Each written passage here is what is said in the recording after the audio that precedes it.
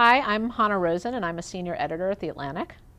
I'm Liza Mundy, and I'm a fellow at the New America Foundation. So, Liza, we're here to talk about your gay marriage cover story.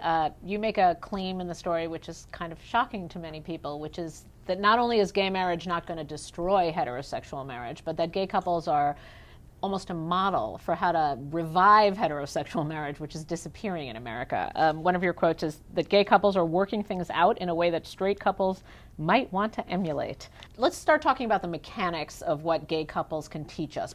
What a whole body now of social science has showed is that same-sex couples are better at maintaining the egalitarianism, because they can't really bring gender stereotype for the most part into these relationships. So they really have to figure out who's going to do what and negotiate it. And yeah, sure, many couples fall into patterns where whoever's the better cook or likes cooking does the cooking for the most part, but you're just sort of starting from a blank slate in terms of figuring out who's going to do what.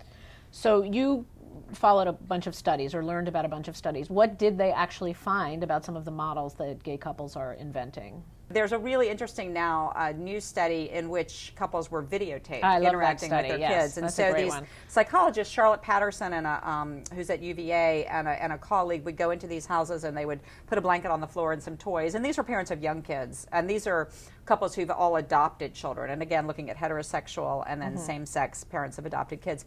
And they would say, okay, play with them, just play. And so what they would see in the same-sex couples was, much more in there interacting with the kids and sort of playing together. Whereas, again, the heterosexual couples, it would be more like dad checking his BlackBerry, or kind of the dad playing with Tinker Toys by himself, and so the mom would be in there and playing. And so, again, I mean, they're seeing more egalitarianism in the same-sex parents and sort of being in there together. So here was another surprising finding that came up, that gay dads are most likely to specialize in roles. Can you talk about what that means, to specialize? Right. So that's right. I thought this was a really interesting finding. So specialization is sort of what we used to do, right? I mean, where one person once you have kids, that couples would develop a pattern where one person would stay at home and one person would be the worker, and the economist Gary Becker at one point described this as kind of the most efficient way to run a household when you have children, and that was controversial among feminists, because if you make the argument that that's most efficient, then women were the ones typically who would be expected to be at home. But what you see now in particularly male same-sex couples is one partner specializing when they have children, one partner staying at home. So Gary Gates, who's a demographer at UCLA, gave me the statistics from the census, and in same-sex male couples with children in the house, 33% have one partner out of the workforce. Like a stay-at-home parent, right? A stay-at-home parent, and that's very similar to heterosexual married couples with one.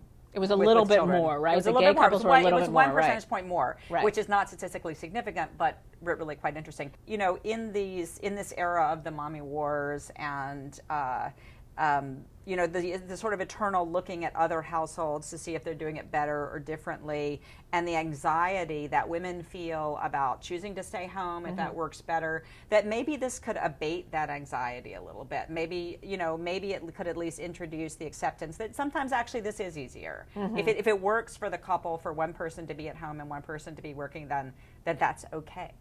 I had a slightly different idea, which is that sort of take that ideal one further, so we can relax this notion that it's easier if one person is mostly staying at home, but we also try and degender it a little bit. So if it's gay men staying at home, you can relax the idea around the stay-at-home father. Of course, yeah. I recently had someone write me who actually doesn't have children but wants to stay home because he feels that he's a trained architect, but he feels he was making the case for the kind of old, like the house. What would be the right word for that when you don't have kids? It's like the house husband. I mean, the house husband. Yes, he pays the bills, he makes the dinner, and he was saying he runs the household. He runs the household, and he was saying, and because he's an architect, he believes in the kind of feng shui, fine-tuning of a running of a household. He thinks that's an important thing, and he says their life is so much more relaxed because he does Absolutely. that. And I mean, and like you, I've interviewed many couples where that is the case, where the men apply their professional skills, accounting, finance, architecture, to the running of the household, take it really seriously and do it really well. Yeah. And I meant to say that, of course, it does degender it so that it, whether in couples where one person chooses to stay at home or be the supplementary earner or be the one who works at home and has a flexible schedule, it could be the male or the female. And right, so the future of marriage Right. is not necessarily what feminism envisioned the future of marriage to Right. be, which Right. is, women get to work, women get to do exactly Right. what men get to Exactly, do. It's right. that we reestablish the old roles, but just take the gender out of them. Yeah, Right. yeah. Oh, that's brilliant. And allow for a little bit of flexibility. That's Yeah. brilliant. Okay.